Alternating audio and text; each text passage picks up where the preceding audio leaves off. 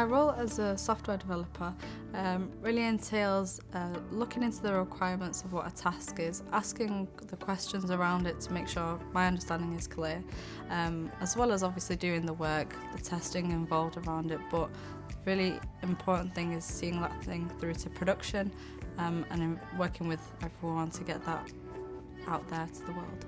So to have good communication, I think it's really important to be able to ask the questions that you need to ask to be able to get the job done, to look for support if you need it, and be really open about that. There's a general stereotype that we love to just sit alone and hack away and all of that, but I think it's really good to know your limits and know when to be able to ask questions.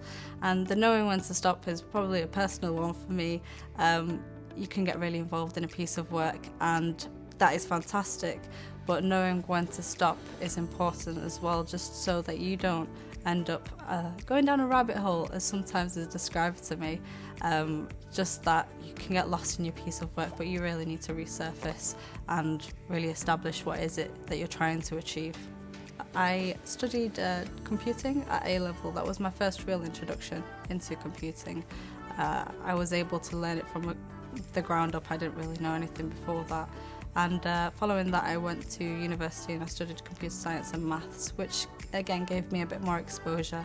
My most learning came in my year of industrial experience whilst at university. That really did give me what a real take of a software developer in industry is, and that was probably my most valuable learning point up until that stage before joining a company.